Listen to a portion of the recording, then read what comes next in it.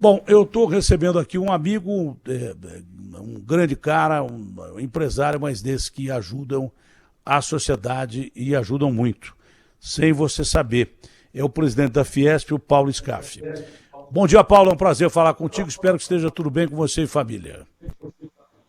Bom dia, Datena, um prazer falar com você também, graças a Deus está tudo bem comigo, com a família, espero mesmo que com você também esteja tudo bem.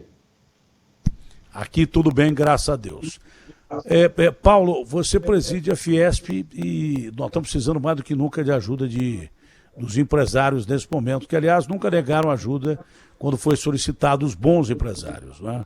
Eu me lembro até que durante a Lava Jato, eu falava, você tem que separar o joio do trigo, não é porque um ou outro empresário meteu a mão no pote, é que você vai quebrar a empresa do cara e nem dizer que todo empresário é ruim. Pelo contrário, são os empresários que mantêm o país rodando, o país funcionando e eles dão um emprego a você, entendeu? Tem que separar o joio do trigo, como em qualquer situação. Mas agora, São Paulo parece impensável, mas aconteceu, né? Não tem oxigênio e pediu ajuda à Fiesp. A Fiesp está ajudando, Paulo? Datena, a sua voz veio falhada e no final interrompeu, mas eu entendi que você fez uma referência à prefeitura fazer uma demanda de oxigênio. Isso. Está sendo feito isso? A Fiesp está ajudando? Essa demanda, Datena, veio na sexta-feira à noite. No sábado, eu estava no interior. E aí, a primeira coisa que fiz foi fazer contato com as indústrias que engarrafam oxigênio, tipo White Martins e tal, que essa é a maior e tem outras tantas que também oferecem esse tipo de serviço e produto. E a conclusão que eu cheguei depois de alguns telefonemas e alguns contatos é que não há falta de oxigênio. Na verdade, a capacidade de produção de oxigênio que está a todo vapor, ela abastece, ela tem oxigênio suficiente, que o problema era a falta de cilindros e falta de tanques, ou seja, estava mais ligada à parte logística, à parte de cilindros do que a falta de oxigênio. Então, a missão qual era? Arrumar cilindros.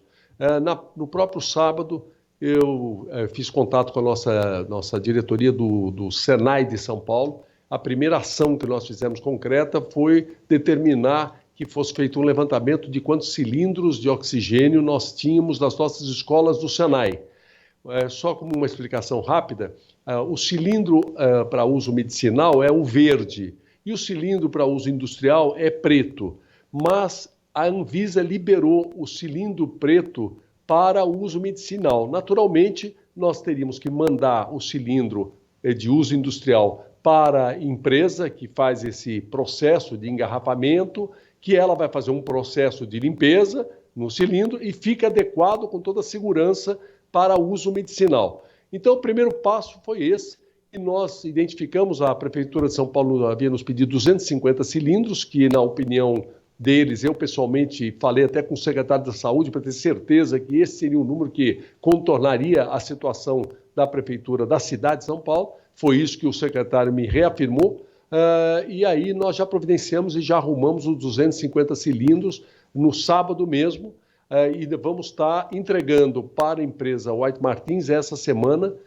porque esses cilindros, na verdade, ficam com o cliente, que somos nós, incomodato. A proprietária é quem engarrafa. É como essa troca de vasilhames, enfim. Então, nós vamos estar devolvendo para direcionar a Prefeitura de São Paulo. E, além disso, hoje já soltamos uma grande campanha e comunicação a toda a indústria paulista, no sentido de todas as indústrias, a exemplo do Senai, que tiverem cilindros industriais e puderem emprestar, que comuniquem aos nossos diretores regionais do Senai de São Paulo, na sua região, ou na capital ou no interior, no sentido de nós organizarmos essa retirada e levantarmos aí o maior número de cilindros e de tanques também possível. Além disso, estou recomendando às indústrias se tentarem, nesses próximos 15 dias, demandarem o mínimo para uso industrial de oxigênio, para priorizarem a questão do uso medicinal. Então, nós tomamos providências no final de semana aí, graças a Deus, pelo menos a demanda concreta de São Paulo já foi atendida. Vai ser atendido, já vai ser entregue essa semana. Olha, eu estava dizendo aqui, vale para a indústria e vale para qualquer situação. A indústria está funcionando, não é? Porque se a indústria tivesse parado, o país teria parado. Você comanda uma entidade que representa boa parte da produção do PIB do Brasil. Não é? Então o empresário sempre é visto aí como o vilão da história. Mas é o cara que dá empregos, pô. É o cara que gera divisas para o Brasil. É por isso que eu falei, mas o fulano de tal daquela empresa foi ladrão. Ele foi ladrão como qualquer um é ladrão em qualquer outra atividade humana. A maioria dos empresários, se não fossem os empresários, o Brasil parava. Se não fossem os empresários, o Brasil não seria uma das maiores potências econômicas do mundo. Há que se separar o joio do trigo, mas bem separado. Eu queria saber de coisas que a Fiesp está fazendo durante essa pandemia para ajudar, porque os caras estão aumentando o imposto no meio de uma pandemia, o que é um absurdo. Não é?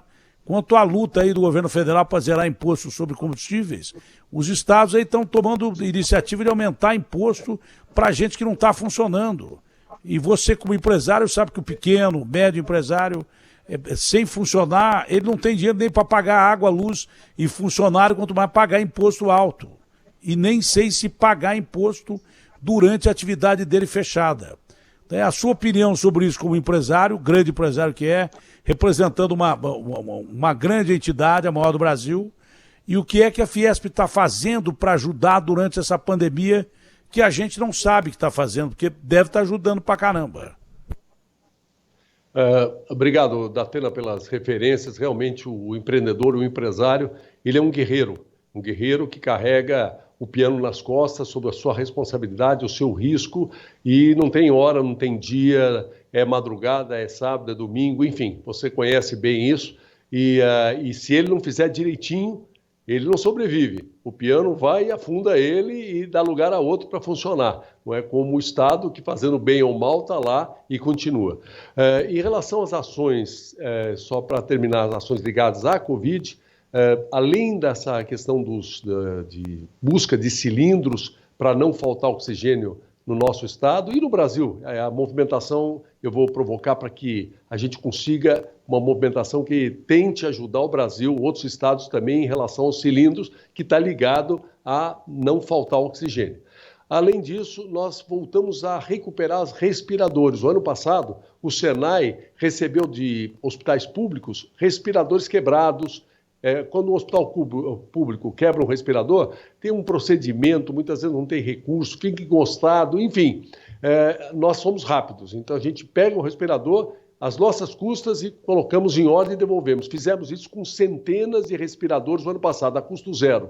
Voltamos a fazer esse trabalho. Aproveito até a oportunidade para dizer que qualquer hospital público do nosso estado que tiver respiradores com problema, que precisa ser reformado, entre em contato com o nosso Senai da região, com o nosso diretor do Senai da região, que ele vai agilizar todo o processo de pegar esse respirador, mandar para a nossa unidade aqui da Vila Leopoldina, capital de São Paulo, para fazer a reforma, a troca de peças, enfim, ele faz um diagnóstico inicial e busca uma solução para os respiradores.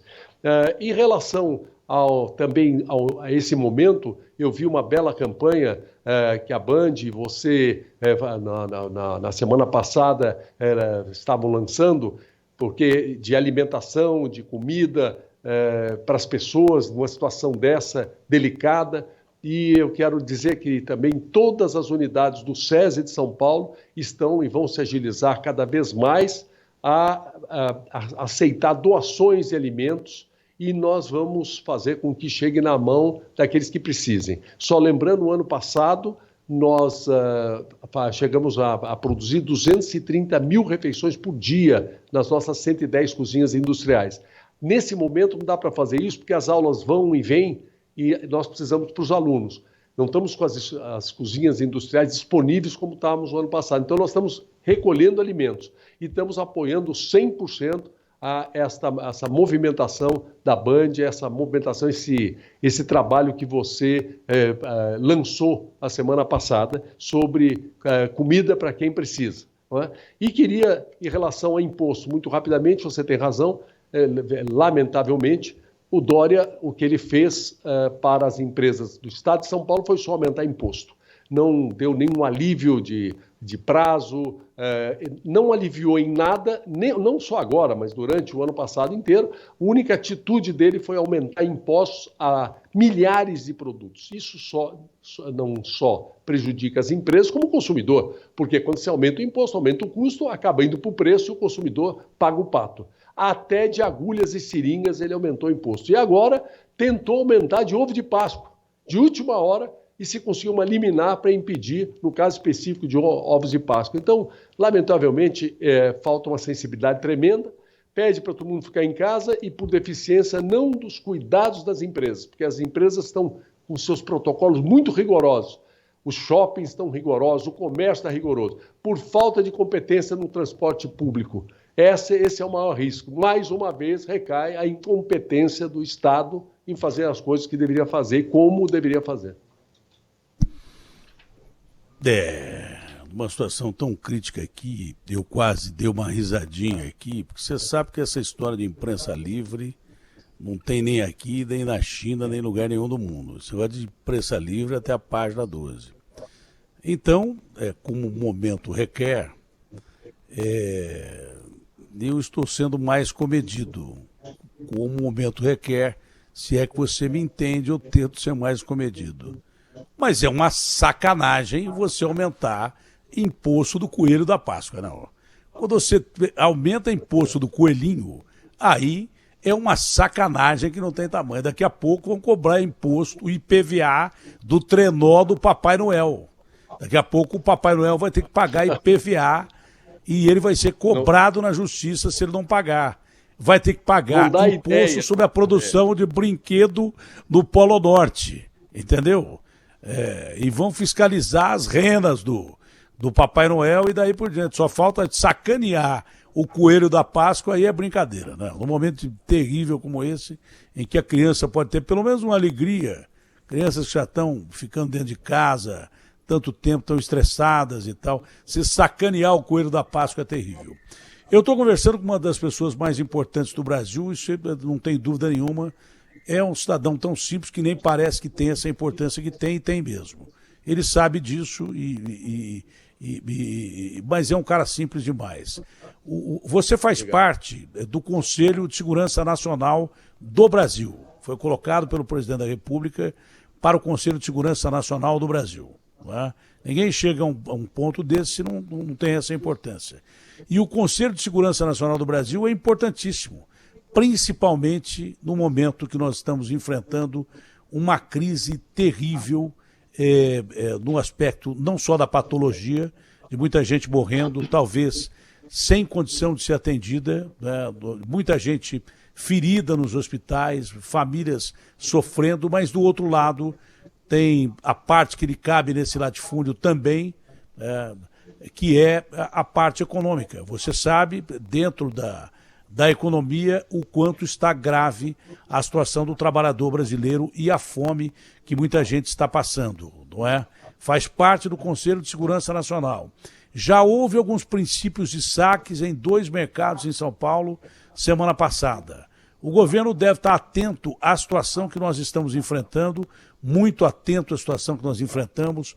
Todo dia eu apelo ao presidente da República e ao Paulo Guedes, que pode ser um bom ministro, mas ele pensa muito no Keynes, né? Aquela história, olha, não põe todos os ovos numa mesma sacola. Pô, Paulo Guedes, nem ovo a gente pode comprar mais, porque o ovo está caro pra caramba.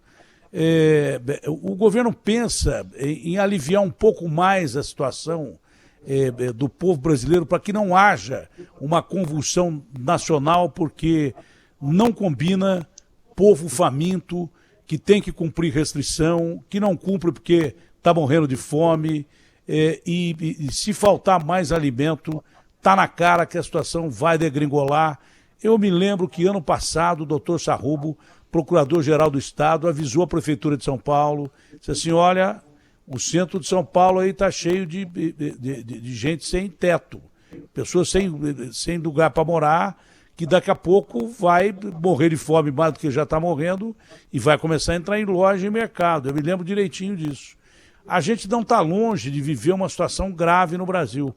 O governo está atento a isso, Paulo? Sem dúvida, Datena, há uma grande preocupação última vez que eu tive com o presidente Bolsonaro, há uns dias atrás, em Brasília, a maior preocupação e única preocupação principal preocupação que ele tem é isso.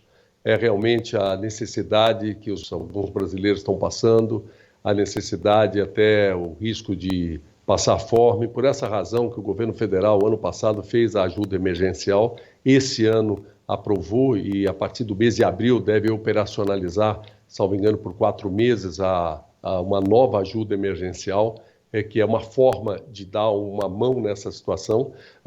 Não está dependendo do governo federal a decisão dessas medidas que estão sendo tomadas por determinação do Supremo. O Supremo deu poder aos estados e municípios para legislarem a respeito desse abre e fecha, e, naturalmente, o presidente, muitas vezes, ele se expressa em relação a esse tema, não que ele não esteja preocupado e prioritariamente com a saúde das pessoas, mas que ele se preocupa muito também com a realidade que nós vivemos, que muitas pessoas, a forma que vivem, o tamanho das suas casas, ele sabe que nem sempre ficar em casa vai estar resolvendo a situação e está agravando uma situação econômica que também cria muito risco, muita dificuldade. Há uma total indisciplina das pessoas em casa. As pessoas hoje não se contaminam nas empresas, estão tudo organizado, tudo com máscara, com distanciamento. Se contaminam nas suas casas, nos seus encontros familiares ou na sua casa, no dia a dia. Quem é que fica vamos ser realistas, de máscara, uma família de máscara em casa? Vamos ser realistas, isso não acontece. E então, quando há uma contaminação, passa para a família toda, é isso que nós estamos assistindo.